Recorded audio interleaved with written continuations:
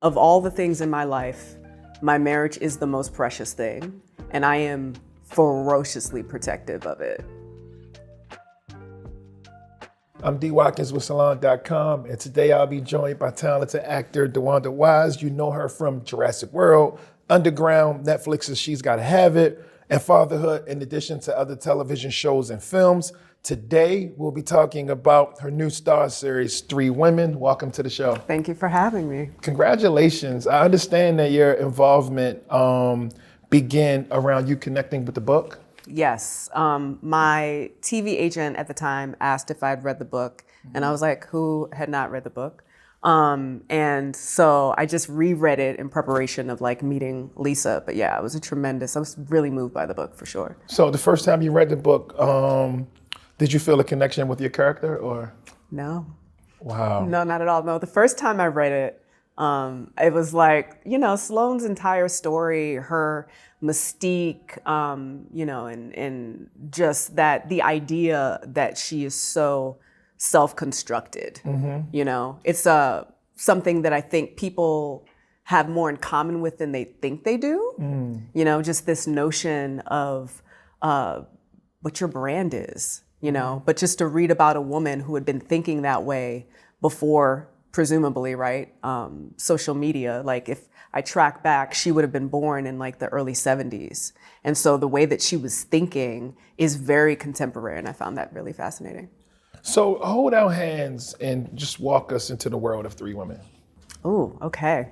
Lisa Taddeo, the author, took this enormous 10-year, essentially, road trip into the heart of America and really got into the lives of all these women to get to the core of the nature of female desire, the multifaceted nature of female desire. And so that's what this book is. It's a non-fictional exploration of, what makes us tick, what turns us on, what turns us off, what gets us on, what gets us off. And our series is the TV adaptation of that exploration. And you play Salon, as mentioned. What do you think of her, like on the page? Stepping from the book and going into the screenplay when you first got a chance to read and. Every character I play, I love with the ferocity of like a real person, and Sloane superficially has everything. She has everything. Everything. She has everything, but she's still so hungry in every way. She is physically hungry because she's battling an eating disorder. She is materially hungry because she just has that kind of ambition. She is sexually hungry because, she's sexually hungry, this is who she is. Right. And so she was just, she has a level of like hunger and ambition that I don't really identify with. We were joking about that a little bit. Like I'm not, it's not who I am. It's the beauty of the art, though. It's the beauty of the art. You get to explore with and understand and build even greater compassion and capacity for people with experiences outside of your own. And I want our viewers to know, so Salon, she's a businesswoman, she's beautiful, she has the perfect husband, he's handsome, they have the family, they have the house. She may have a little bit of issues with her own personal family. I don't want to get too deep into that side of it, but she has it all. And I think people who dream of that and they want that, they see her and they meet her and they say, what can go wrong? Yeah, absolutely. Absolutely. And it makes you go like, well, what does that mean to me? Like, what is having it all to me? And do I want that? Do I want what it costs? And that's a big thing. And I also think it's just that simple notion, when you really get to know anybody, you're like, oh, they poop. Like anybody. Everybody on social. You're like, oh, if I use the bathroom after them, it might smell. You know what I mean? Right. And that's what you get to underneath of the facade and the veneer. You're like, oh, she got some things going on. But she has a hunger, right, that you talk about. It's a hunger for life. It's very, very ambitious. And it goes across every part of her being. And you talked about how you're like personally more content and more relaxed and you don't have that never-ending appetite like her. So where do you draw from to create her? My friends, especially my New York friends. My very ambitious New York friends who I admire a lot. You know, they're juggling everything, juggling careers and families and, you know, still climbing. And our mutual friend, she's a Sloane in the best way. You know what I mean? Just that, like, her fashion sense and my closest friends. Shout out to them. So we had Blair Underwood on a while back, and he was talking about being blown away, not just by your performance, but the idea of a poly lifestyle. Mm-hmm. Yeah. Yeah. What did you think of that? Well, this isn't my first, She's Gotta Have It is very much an exploration into polyamory. Absolutely. A little earlier, kind of like at the dating level. And I think the first person I'd ever met who was poly, I met in like 2005. So it's not conceptually passing strange to me and not like really foreign territory. And I think just like now, especially with Gen Z, there's just far more, in the same way that sexuality and our language has evolved, mm-hmm. I think our understanding of all the options available to us when it comes to relationships are all just like, you know, far more known and out there, and we just know more. Yeah, it was, it was kind of, and I think some viewers are going to do this too, but we were able to make some connections between Nola and Salon. Absolutely. I call her rich, like, auntie cousin. Or who she can grow, or who she can grow to be. Yeah. And I think, I feel like that show, and even like the movie from years back before it was a television show, mm-hmm. Spike has helped lay the groundwork for a whole lot of free thinking, yes. Especially in dealing with our community. Yeah. What was it like working with him? Crazy. We were, by and large, very shared brain in mm-hmm. lockstep. He will never not be an indie filmmaker. Like, speaking of people who maintain that hunger and ambition and drive, mm-hmm. like, he still operates like it's his first film. Like, that is his energy level. That's how fast you move. It's also like at moments he would be like, okay, we're gonna go up and shoot here now. And it would not be on the schedule. And I'd be like, so we're just gonna do it. You know how, like, if anyone's ever like come up in the indie film space, mm-hmm. you'd be like, all right, let's go steal the shot, which is just code for like, we don't have permits to go and shoot here. And Spike still operates like that. Like, you gotta be on for the ride. Who has time for a permit? It takes too much time. Takes too much time. Too much paper. We're in and out. Correct. You know, I definitely feel like, though, I know our viewers are going to make that connection, and I think She's Gotta Have It in a way would prepare a person to be able to fully lock yes. in and understand three women. I also understand that I think the television show is going to do a good job at teaching, you know, the world, especially men, on how we view and talk about and explore sexuality, especially regarding women. Yeah. There's so much misinformation. It's true. It's very true. And I feel like it's only a disconnect, you know, again, I read way too many news articles about relationships, and but this conversation that's been growing just about the divide between men and women, especially like in millennials and Gen Z, mm-hmm. you know, it's only widening and only deepening. And I do hope that, you know, people keep talking about what they want, about what they don't want, you know, about what they value, what they don't value, about how they envision their lives in a way that's separate from, you know, what other people have or what other people want. Like too much talk and not enough action, or? Too much seeing and thinking that social's great. It's a great tool. It's a really great tool, mm-hmm. you know, but I think part of the cost is this comparison that has unfortunately, made a lot of people far more boring because there's no sense of like a personal identity. And, mm-hmm. you know, you'll be in pursuit of something that you think you want because you've seen it. And then when you get it, it's not actually for you.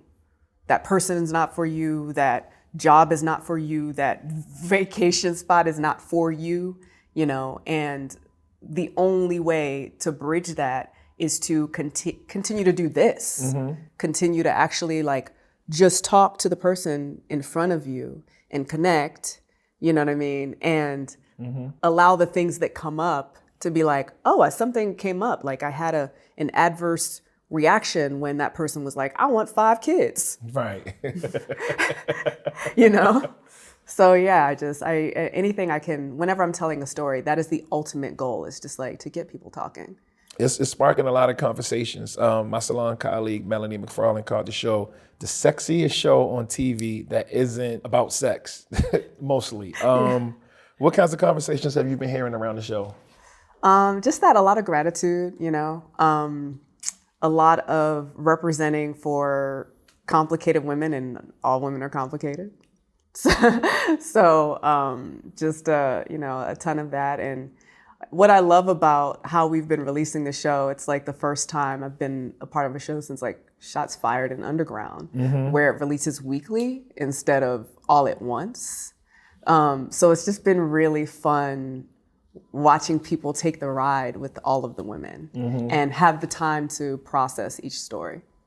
You've spoken openly about the kind of work it takes to have a healthy marriage. And I always love this conversation. I've been married for 5 years. Yes. And, you know, like the pedestrians or people on the outside of my relationship, you know, they use terms like relationship goals and stuff like that. And I'm like, I don't know if we're the goal if you don't want to do the work that it actually takes to get there. There's a lot of beautiful times. There's a lot of nice little social Instagrammable moments, but behind all of that, is the work of marriage.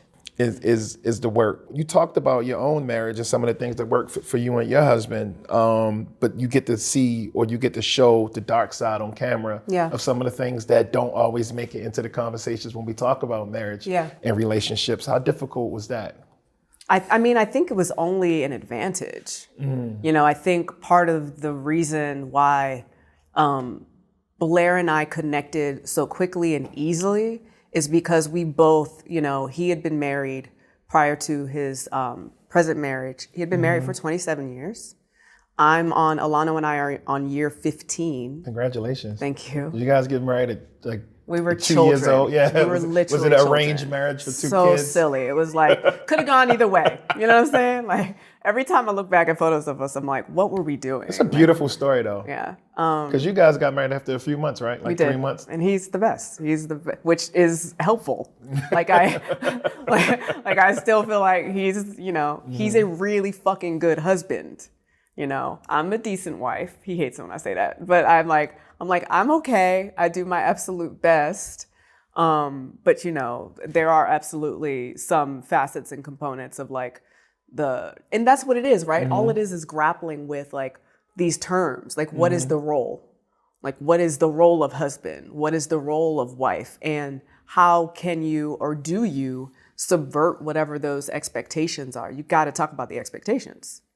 You got to talk about the invisible expectations, the ones where you're like, oh, I thought that was going to go this way. Alano and I just had this conversation. You know, he moves very fast. He's very efficient. He's such an extrovert. And so he'll start doing something. He'll start a project. If you saw his like house checklist, it's insane. He'll start something and then he'll be like, oh, I wish you had been a part of it. And I was like, we got to do better at talking about like the invisible expectations or how you thought it was going to go in your head, you know? So then I don't feel like a jerk because I'm like not being helpful, right? And you don't feel alone. Yeah, no, I get in trouble for like buying furniture and like items without like financial consultation. Yeah, without even like, you know, I don't like that chair. I get in trouble for that. So it's the little things and the big things. How do you guys respond to conversations when people prop you up on that pedestal of relationship goals? Do you give them the real, or? I mean, I think, you know, anyone who like is on my Instagram, I will post each other every once in a while, but we were together before Instagram existed. You know, all we had was Facebook. So that's what we had. And I think Black Planet was like on its way out. Oh, I don't even know how to work Facebook anymore. Exactly. I remember Black Planet was out. These were my days of no digital footprint. Yes. Yes. That's when I was scared of a digital footprint. That's hilarious. You were like, nah, I'm good on that. But that is all to say, you know, we were a couple before hashtags. So I still have that boundary. Like I am, of all the things in my life, my marriage is the most precious thing, and I am ferociously protective of it. There's some different relationships that we get to interact with on Three Women. Has reading the book and planning a television show evolved your idea of marriage and what love is? I think, like, when I think about Lena's story, played by the extraordinary Betty Gilpin, she is so good. It is just wild. But, you know, I think about her story and just this idea of being married to a man who doesn't love you, like someone who doesn't want to touch, like, you know, that storyline, just both in the book and then in execution in our show, is utterly heartbreaking to me. Yeah, I wanted to cry a little bit. Oh my word! Like I felt it. I felt like I almost felt it coming. Like I almost felt it coming. Like, but I was strong for Betty. Yeah, gotta be strong for Betty. But it's really heartbreaking, and from the outside, you know, for me, right, I go like, leave. You know what I mean? You're just like, what? Right. Leave. We'll put up with that shit. Like, go. But then in the course of watching the show, you're like, she has 2 young kids. You know, she's in small town, Midwest, wherever she is. And she doesn't feel like she can. She doesn't feel like she has a way out. Everyone in that community knows her.